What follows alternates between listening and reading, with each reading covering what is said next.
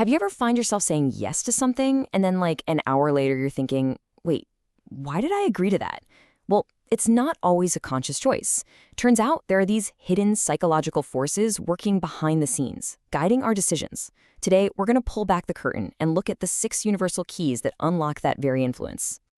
But right out of the gate, we've got to tackle a really important question.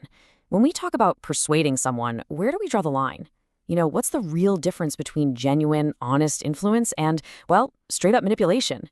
It's a super fine line, and getting a handle on it is crucial for everything else we're about to dive into. And this really lays it all out, doesn't it? It shows the two sides of the same coin. On one hand, you've got influence. That's all about ethical persuasion, building real trust, and finding a solution where everybody wins. But then you have the flip side, manipulation. That's about using sneaky, deceptive tactics, preying on people's weaknesses, and it's all for selfish gain.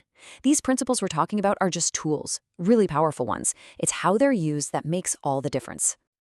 Okay, so keeping that ethical compass in mind, let's get into the good stuff. Let's unlock the actual science. We're about to explore the 6 core principles that explain why we agree to things, often without even having a clue that it's happening.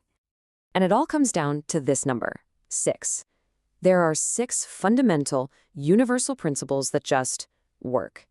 They work across different cultures, different people, and these aren't just clever marketing tricks. They're basically baked into the operating system of the human brain. And look, this isn't just some theory I cooked up. This whole framework comes from years and years of research by Dr. Robert Cialdini. He's a giant in this field. And his work proved that these principles are scientifically backed mental shortcuts our brains use to make decisions faster. Honestly, they're practically hardwired into us. All right, first up, reciprocity. You can think of this one as the invisible glue that holds our social world together. You've totally felt this before, right? A friend buys you a coffee, and you immediately think, okay, I've got the next one. Or maybe you get a free sample at a store, and suddenly you feel this little pull, this slight obligation to at least hear the sales pitch. That feeling? That's reciprocity in action. It's a powerful and usually unconscious sense of social debt. Now for our second key, which kind of builds on the first one, commitment and consistency. So as humans, we have this almost obsessive need to be consistent with things we've already said or done. Once we make a tiny initial commitment, like, say, signing a simple online petition, we are way more likely to agree to a much bigger, related request later on, like donating money to that same cause. We hate to look flaky. We want our future actions to line up with our past ones.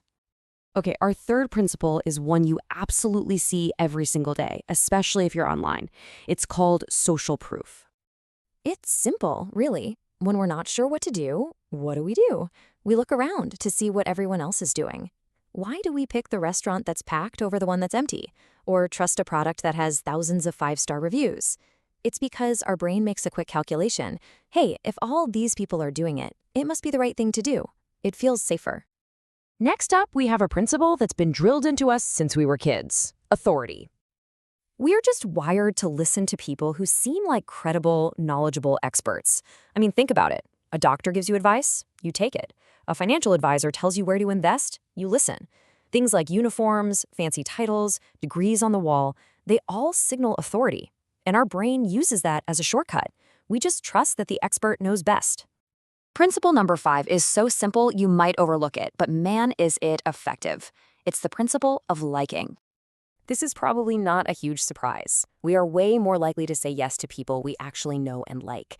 But it goes deeper than that. We're also more agreeable with people who are simply similar to us, or people who give us compliments, or who just cooperate with us. There's this built-in trust for people who feel like they're in our tribe, And building that connection is a direct path to influence. And that brings us to the final, and maybe the most powerful, principle of them all: scarcity. Limited time only. Only 2 left in stock. Sale ends today. You've heard them all. These phrases trigger our FOMO, our fear of missing out. Opportunities just seem so much more valuable when their availability is shrinking. The less there is of something, the more we want it. That powerful urge to act now, that's scarcity at work. So let's do a quick recap of the whole toolkit. We have reciprocity, that feeling that you owe someone.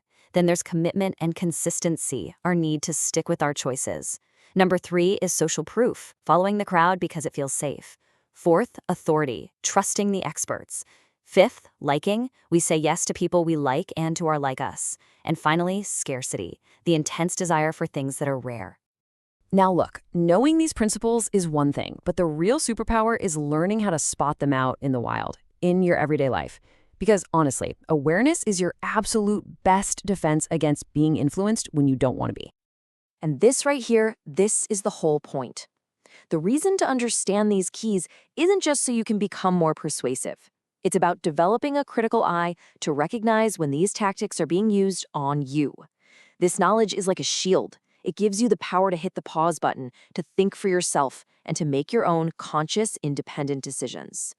So there you have it. You've just been handed a very powerful set of keys that can unlock human behavior. The real question isn't just what they are anymore, it's what are you going to do with them? Are you going to use them to build trust and create win-win situations? Or are you just going to get better at spotting when someone is trying to manipulate you? The choice now is all yours.